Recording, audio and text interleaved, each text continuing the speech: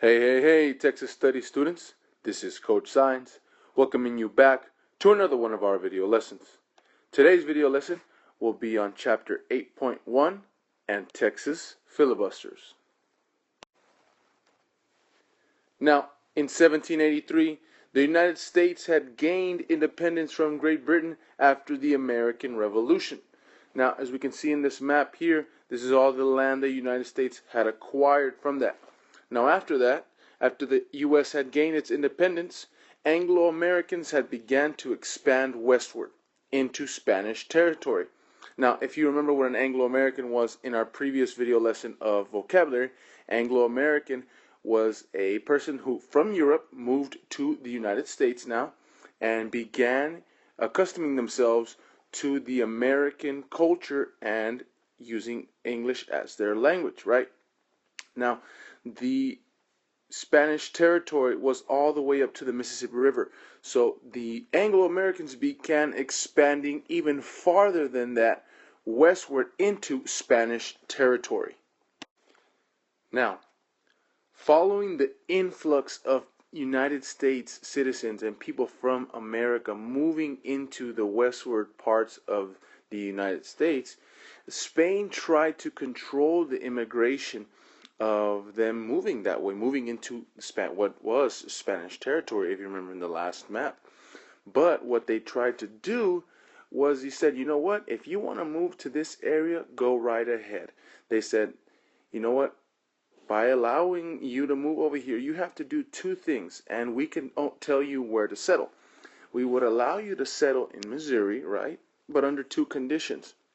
The first condition that they told them that they had to do was they had to pledge loyalty to Spain and the Spanish crown. That means they had to learn their language, their culture. Coming from the United States, they had to become loyal citizens of the Spanish crown, as you can see in this picture here, right? Follow their language, learn their language, and do everything to become Spanish proud, right? Now, the second thing they had to do was they had to become Catholic. They had to really start focusing on the Catholic religion. Whatever religion that they were when they were part of the United States, they had to drop that and become Spanish Catholic. These were the two things that they had to do completely to be able to live in Missouri and to be able to expand themselves westward into what was the Spanish controlled land. Now, while there were some individuals who did agree to the terms of the Spanish and moved in and followed the rules, there were some individuals that did not, and those were considered to be the filibusters. Filibusters like Philip Nolan, who disagreed with Spanish terms and aimed to free Texas from Spanish rule. Now, if you guys remember what a filibuster was, an adventurer who engaged in rebellious activity or illegal activity in a foreign country. Here we see a picture of Mr. Nolan himself right there, drawn by a man named Beam. But this is a picture and depiction of Mr. Nolan. Now, Mr. Nolan moved to Texas to steal Spanish horses and sell them to the U.S.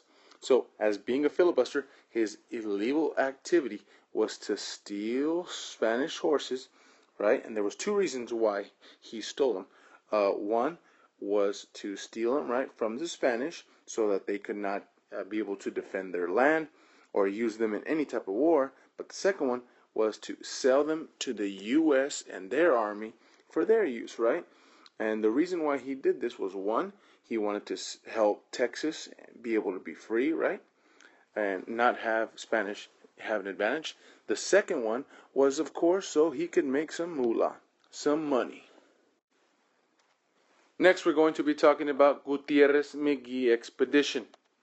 Now, José Bernardo Gutierrez, a follower of Father Miguel Hidalgo, and Augustus McGee, a former U.S. soldier, invaded Nacogdoches in the year 1812 and proclaimed Texas independence from Spain. Now, the city of Nacogdoches is located in East Texas right here, as you can see in this red star right there. Now, they had formed an army to do this invasion of Nacogdoches, right? But their army was made up mostly of Tejanos, natives, and some Anglo Americans. Now, this expedition and this invasion, right, and this war, this army was a big deal because this was a little fleet, right? A small fleet, kind of thinking like if you can see Connecticut right here, right there, that small little state, right? Saying, hey, we're going to build up an army and we're going to go against all the entire United States, right? That's exactly what Gutierrez and McGee were doing. It's their small army going up against the entire Spanish fleet. One of the world at that time, one of the world's most devastating and strongest armies, right? So it'd be picturing like little Connecticut going up against the entire United States Army, just like that.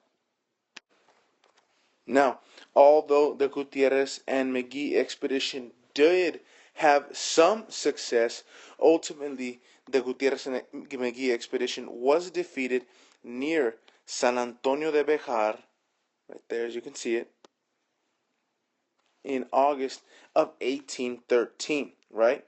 Now, although their army was defeated and they ended up losing, what they did was they inspired others, to free Texas and Mexico from Spanish rule.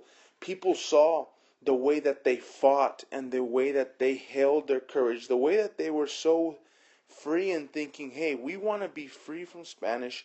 We want to be able to do things on our own. This inspired people to really think, hey, we want our independence from Texas and for Mexico from Spanish rule. Now, another group of filibusters in Texas were known as the Galveston Pirates. Now, a man named by Jean Lafitte, who is depicted here in this picture, right? Now, Jean Lafitte is a Frenchman who came to Texas from France. And other pirates set up headquarters on Galveston Island, Galveston, which is right outside of Houston, Texas, right? And the island that they have there, to attack Spanish ships and to steal their goods. Now, just like Philip Nolan, he wanted to attack the Spanish and steal their goods, right? And by not only stealing their goods, he was also going to make a lot of money, right? Willing to be able to trade with other countries and maybe even finding a treasure. Now, you've probably never even thought about this, but there is actual present-day pirates still to this day. Now, here we have two pictures, right? On the picture here on the left, we see the map of what are some called the Somalian pirates. Now, Somalia is a African country, right, on the east coast of Africa, and we can see here the number of attacks that have happened throughout the year 2005 all the way through 2010, right? We can see how these pirates attack. Now, here in this picture right here, we see what really is the Somali pirates and how they are very well armed with these weapons and these small boats that they're able to really get close to these bigger ships and attack them and get close to them and just take over them, right? This is what a common day pirate looks like. Now, in the year 1817, U.S. General Andrew Jackson chased natives into Spanish Florida.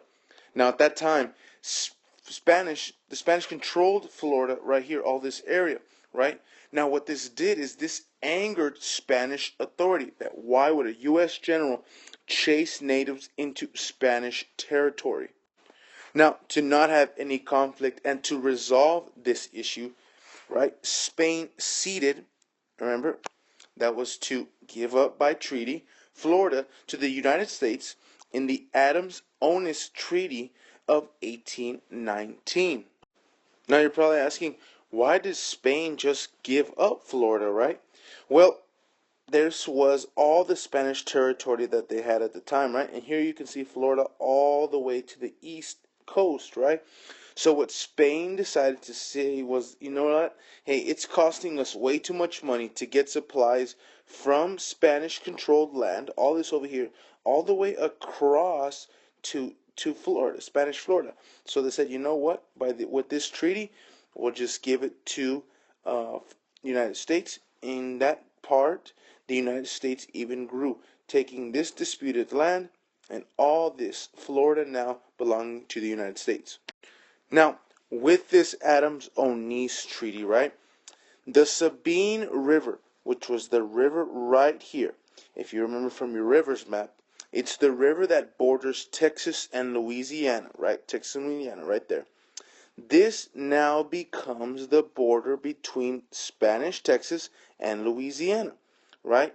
In return, that the U.S. could no longer expand westward, right? In return, that's what they agreed to. They could no longer go that way. They couldn't expand. They couldn't go that way. They said, you know what? That's fine. You guys take that area. We'll take this one, right? They said no more. No moving that way. Now, the U.S. might have been okay with this deal, right? But colonists were not.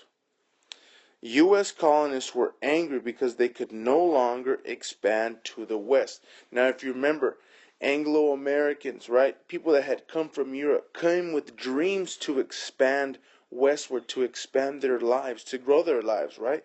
And for them to hear this news, this is devastated. So, of course, they're going to get angry, right? So what they decide to do is filibusters decided to take part of Texas away from Spanish on their own. They decided, you know what, we're going to rise up and we're going to take this stuff, we're going to take this land for our own. We're going to find a way to expand no matter what.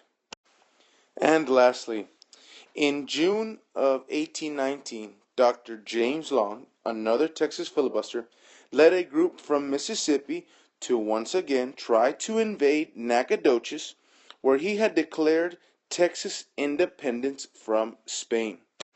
So it looks like the Gutierrez McGee expedition had inspired somebody to take Texas independence from Spain. Now, unfortunately, he was captured and executed by the Spanish and the authority in the year 1822, and he became the last Texas filibuster. Now remember, just because he did not succeed in his part or in this expedition doesn't mean that the idea was casted out there and that it was not successful later on for others to achieve this idea of Spanish Texas being free from them and Mexico also being free from Spain. Now, if you can also remember that thoughts just like this one were all inspired by Father Hidalgo, right? When he had a vision of a independent Mexico / Texas in the year 1821. This concludes our video lesson on Chapter 8.1 Texas Filibusters. This is Coach Signs signing out.